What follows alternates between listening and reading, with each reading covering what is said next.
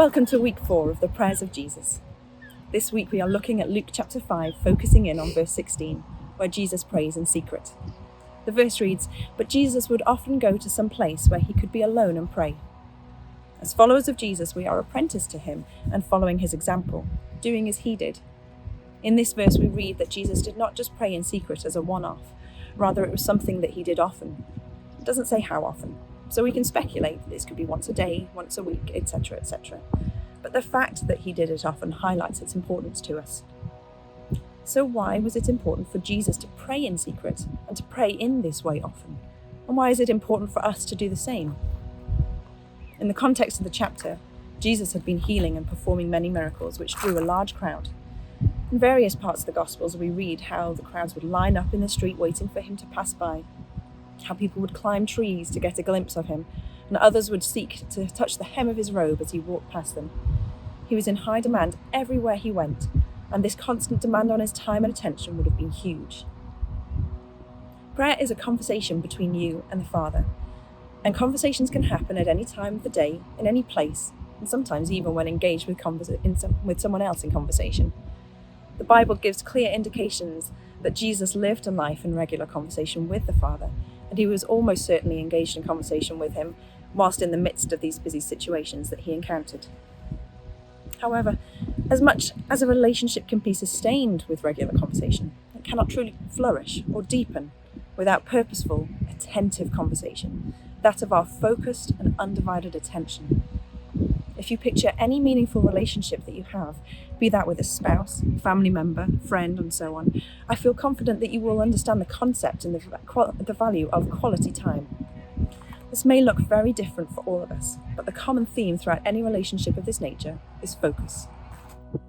Spending time focusing on the other party, learning what makes them tick, understanding their desires, frustrations, and hopes, and often learning a bit more about yourself along the way. As you draw closer to another person, you also pick up on subtle cues that have probably always been there, but you may not have perceived without that closeness that you have spent time cultivating. In the natural sense, this might be a look, a mannerism, or an observed reaction to something. The point is, you would know more about how that person feels than their words alone would say. There is a depth of unspoken understanding between you, which in turn allows you to be more open with them about the gnarly and gritty bits of life as well as the good stuff. Regular time spent with another person also often means you have more to talk about. In less close relationships, you will make casual conversation, maybe about the weather, as we love to talk about the weather, but in a close relationship, you open up to a whole new level. There is a shared understanding of what has gone on up to this point, which shapes the perception of what drives you without judgment.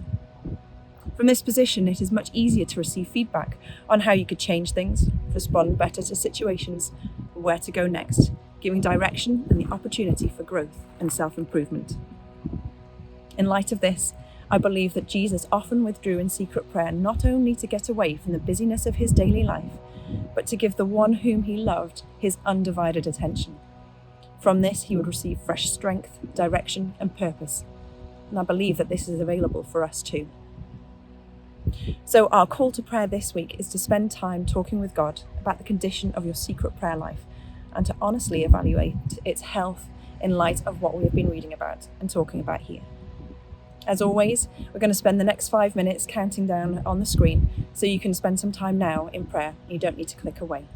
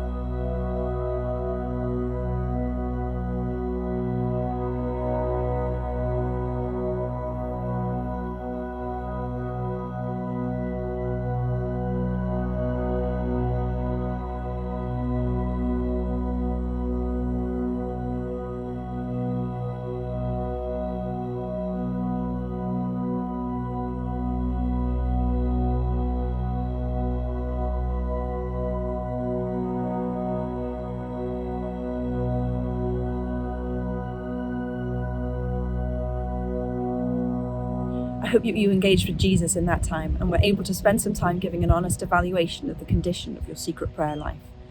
If your secret prayer life is already in a healthy condition, then that's absolutely great. We'd love to hear about that. But if it's not in the best condition, I hope that you were able to get some guidance and ideas on how to change that. So our call to action for this week probably doesn't come as a surprise to you. It involves prayer. So what I'd like you to do is get your diary out, whatever that looks like, and pick a time and a day when you are going to purposefully engage with God in secret prayer. This doesn't have to be secret from the rest of your household, but rather it is a purposeful carving out of time in your diary to be with God in a purposeful, focused conversation with Him, so you may draw closer to Him and move closer into that great relationship that is available to us. I hope you have a great week. Look for opportunities to connect with one another around the resources available and for opportunities to share Jesus. See you soon.